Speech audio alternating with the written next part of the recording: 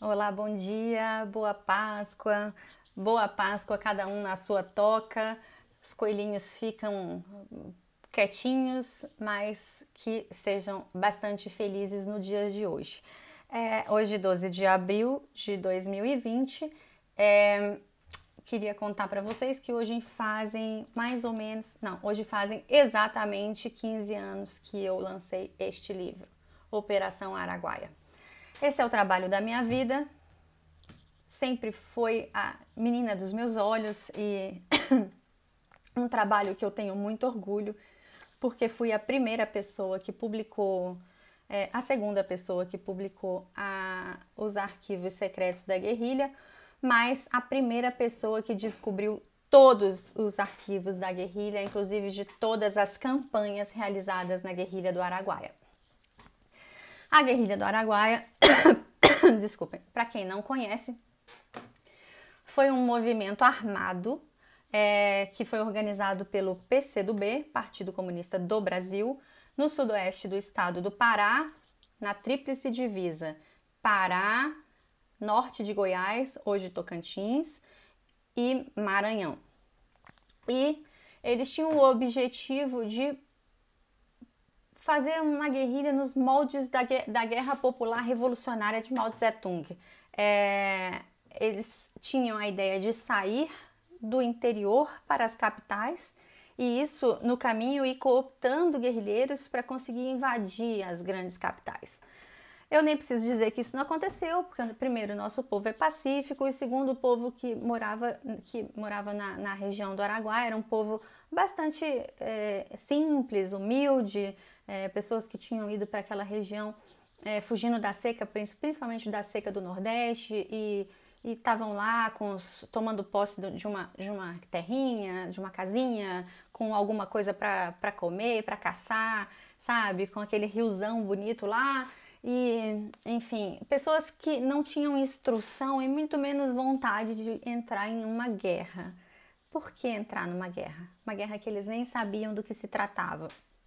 Então, no dia 12 de abril de 1972, o exército entrou na região com as tropas do centro-oeste, com soldados fortemente armados, fardados, com botina, enfim, com maquinário pesado que não conseguiu entrar, enfim.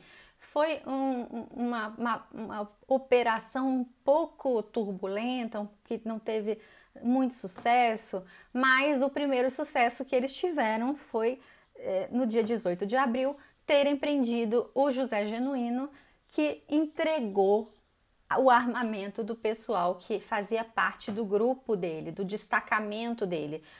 O José Genuíno diz ele que não entregou nada, que mata não tem placa, que mata não tem esquina, árvore não tem placa e tal. Mas o José Genuíno deu bastante informação, declarações de José Genuíno, e aqui tá aqui, ó. Ele entregou o armamento do seu pessoal, inclusive do destacamento do vizinho, que era do outro destacamento. Eles eram 3 destacamentos, A, B e C. E os comandantes, ele entregou o nome dos comandantes, né? Disse que o comandante do destacamento B, o comandante era o Oswaldão. Do destacamento A era o Paulo, né? E o comandante do grupo da Gameleira, o comandante geral era ele, Genuíno, que tinha o apelido de Geraldo. Então, ele foi dizendo aqui, né, destacamento B, grupo de Couro Dantas, grupo do Castanhal, que era o destacamento dele dividido em grupos, e aí ele diz que cada um tinha uma espingarda, um revólver, ou seja, armamento velho, armamento que, enfim. E aí, depois desse depoimento, os militares começaram a descobrir que os guerrilheiros tinham poucos armamentos e eles eram poucas pessoas também. Eles não tinham certeza de quantos, mas eles sabiam que não eram 1000, como eles achavam, não era um pelotão, um monte de gente, mas devido a este depoimento, eles puderam montar uma operação de inteligência um pouco melhor. Bom, os guerrilheiros que foram presos, teve 11 guerrilheiros presos nesse período de 72 e alguns mortos, 6 mortos mais ou menos. Mas os 11 presos saíram depois, foram para a vida, e, enfim, Zé Genuíno, Crimeia, um monte de gente que esses 11 tiveram vida depois, um virou médico, outro, enfim. Mas de março a setembro, essa operação de 72 durou de março a setembro, tá? Em setembro foi o que teve a maior perda, que teve a perda do Dr. João Carlos Raas Sobrinho, que teve morreram 3 junto com o João Carlos, enfim. Foi a primeira manobra, mas eles descobriram, os militares descobriram que precisavam sair de lá porque eles precisavam se reorganizar, porque com esses soldados fortemente vestidos, naquele calor, não sei o que, soldados do Centro-Oeste que não estavam aclimatados com a Amazônia, tal, precisava de fazer uma nova estratégia. Aí o que aconteceu? Eles saíram de lá em setembro e só voltaram em setembro de 73. Outubro de 73, com a Operação Sucuri, que foi quando o Major Curió, né, que era um homem bastante perverso, foi para lá com os seus agentes de informação exclusivamente para levantar toda a informação que eles precisavam. Se fingiram de agentes do INCRA, agentes de saúde, que faziam vacinação contra a malária, fiscalização, não sei o que, eles foram assim, fazendeiros, enfim. E foi aí que eles descobriram como fazer, né? E descobriram quantas pessoas estavam, onde elas estavam, e chegaram, e nessa fase da Operação Sucuri, eles eram obrigados a se encontrassem com qualquer militante do PCdoB, eles não poderiam abater o militante. Ele tinha que conversar e descobrir e tal, então era uma fase especificamente de informações. Até que em finalzinho de outubro, as tropas da Amazônia, aí a Amapá, Belém, Amapá, Pará e Amazônia, né? Manaus, os batalhões de Macapá, Manaus e Belém chegaram na região. Aí sim, soldados aclimatados e treinados dentro do clima e já aclimatados para uma guerrilha de selva, começaram a fazer as expedições e sim, aí sim foi quando eles conseguiram abater a guerrilha. A primeira operação lá de 72, acho que eu não falei o nome, se chamou Operação Papagaio, por causa da região que se chama Bico do Papagaio, essa tríplice divisa. A segunda foi a Operação Sucuri, né, que realmente usou o pessoal de inteligência, de brigada de paraquedista, batalhão de força especial, enfim, foi esse. Aí, depois, a última ação lá foi a chamada Operação Marajoara, quando esses rapazes chegaram. Bom, eles tinham mais ou menos 400 homens disfarçados, sem uniforme, armamentos pistola, coisa leve. Eles ficavam, né, colocados nos povoados, tal, colocaram uma fazenda aqui, outra ali, que foi utilizada pelos militares como base.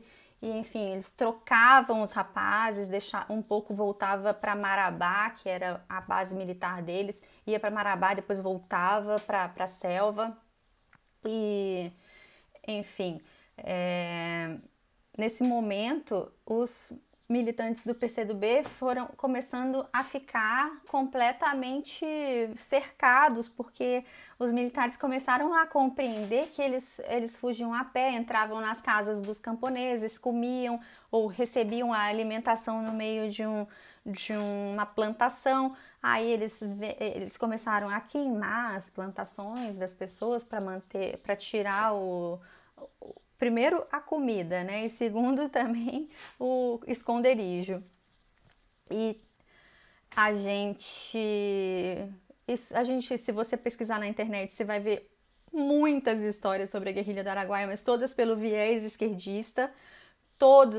Quase todos os sites que falam da guerrilha do Araguaia é viés esquerdista mesmo. E ninguém fala que, por exemplo, na primeira incursão dos militares na guerrilha lá na região do Araguaia, morreu um cabo assassinado pelo Oswaldão, e eu conto essa história aqui nesse livro porque eu entrevistei o Nélio, que era o tenente-comandante do Cabo Rosa naquela época. O corpo teve que ficar lá na selva vários dias porque os militantes faziam tocaia. E aí teve que ir os paraquedistas tiveram que entrar para segurar, para buscar o corpo do Cabo Rosa. Enfim, morreram 16 militares nesse período de 72 a 74 e ninguém comenta. Os militares não receberam, as famílias dos militares não receberam indenização. Eu conversei com famílias de militares que morreram lá, uma senhora em Manaus, pessoas em Macapá, que realmente nunca receberam nenhum dinheiro pela morte dos seus entes queridos. Ao contrário do pessoal do PCdoB, todo mundo recebeu indenização. Teve uma senhora, Dona Crimeia, que ela faz parte da comissão de familiares de mortos desaparecidos há muitos anos, nunca soltou esse cargo porque eles ganham dinheiro para estar lá, né? E ela ganhou a indenização dela, do André Grabois, que era filho do comandante, que ela engravidou do filho do comandante lá em 72 e fugiu da região. Outras militantes tinham ficado grávidas e foram obrigadas a abortar, mas essa mulher não precisou abortar, fugiu e foi presa aqui em Brasília. Foi presa em São Paulo e veio para Brasília. Teve o neném dela no HFA, mesmo hospital que eu nasci. E o filho dela recebeu uma indenização por ter nascido em cárcere. Ora, eu também vou querer indenização, nasci no HFA. Minha mãe estava presa lá. Enfim, para vocês verem como é que são as coisas, como é que eram as coisas no período dos esquerdistas. Bom, 73 e 74 exterminou a guerrilha, tá? Os militares realmente conseguiram exterminar a guerrilha. Só um comandante fugiu, ninguém sabe como, até hoje é um segredo. As pessoas não conseguem entender como é que ele fugiu, porque estava tudo sitiado, mas ele foi embora para São Paulo. Ângelo Arroio foi embora para São Paulo e ele continuou escrevendo documentos pelo PCdoB, tentando arrumar um outro local para fazer uma outra guerrilha. E foi morto em 76, ele, Pedro Pomar e uns outros, quando eles estavam fazendo uma reunião do PCdoB, e aí a Operação Bandeirantes, junto com os agentes de informação do Exército, estouraram o aparelho do PCdoB e aí foram assassinados. A esquerda chama de Chacina da Lapa. Esse é o evento, né, como eles chamam. Enfim.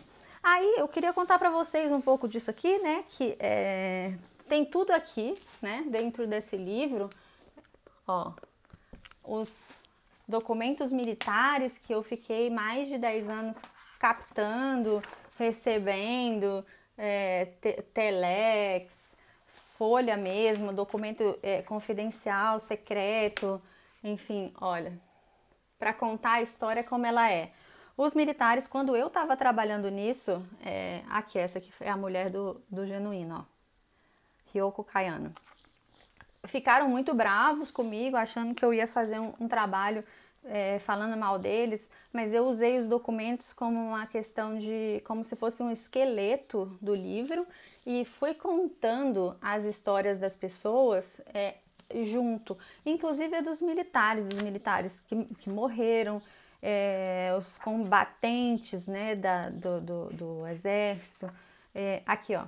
Para Ângelo Arroio, derrota foi temporária. Isso já era depois que ele fugiu, que os amigos morreram, pereceram na guerrilha do Araguaia, e ele ainda estava escrevendo isso, sabe? Ele, Pedro Pomar e João Amazonas, querendo mais guerrilha, querendo mais sangue. Então, a gente teve a sorte grande dos militares terem sufocado esses movimentos, porque hoje a gente já está como está, tendo os militares sufocado os vermelhos. Imagine se tivessem deixado. Então, eu tenho muito orgulho desse trabalho, recebi muitas fotos das pessoas, aqui, isso aqui é a tropa militar, ó, enfim, com um preso, tenho todos os militantes, fiz um dossiê para cada pessoa, fiz o dossiê dos militantes, dos militares, dos mortos e dos vivos, aqui ó, Curió, tal. E o mais importante, aqui ó, Lício. Bom, eu fiz eu não deixei, se eu deixei alguém de fora foi por pura falta de conhecimento, não quis deixar ninguém de fora, fui na região várias vezes, viajei para a Amazônia toda, fui atrás das famílias, e isso aqui para mim é um dos meus maiores triunfos e o maior triunfo do Brasil, porque a história tem sido contada pelos esquerdistas a vida toda. E os esquerdistas só querem contar como se eles fossem os vencedores, mas nós fomos os vencedores, a direita foi a vencedora, e a gente precisa conhecer a nossa história do jeito que ela é. Eu tenho bastante mesmo conhecimento sobre essa guerrilha rural, sempre falei, sou uma pessoa bastante aberta, sempre quis comentar sobre isso nos lugares. Vejo aí outros jornalistas falando sobre essa guerrilha, mas de uma maneira tão ridícula que me dá vontade de rir, inventando histórias, inventando mentiras a respeito. Tentam me consultar, mas eu não vou falar com jornalistas que fingem, né, verdades, não contam história como ela é. Então, eu queria falar para vocês que se alguém quiser perguntar, saber, que pode me procurar, deixa aí o seu comentário, fala comigo que eu vou responder claramente. E não acreditem em mentiras, a imprensa está cheia de mentiras, jornalistas são esquerdistas, mentirosos, principalmente quando se trata da questão da ditadura militar, eles gostam de inventar muito, muito, muito, muito.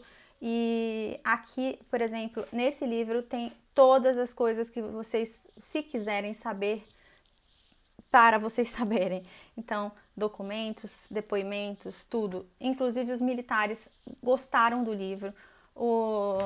Quando eu estava falando, né, eles pensaram que eu fosse fazer um trabalho que falasse mal deles, mas eu não falei mal de ninguém, fiz o trabalho jornalístico como tem que ser.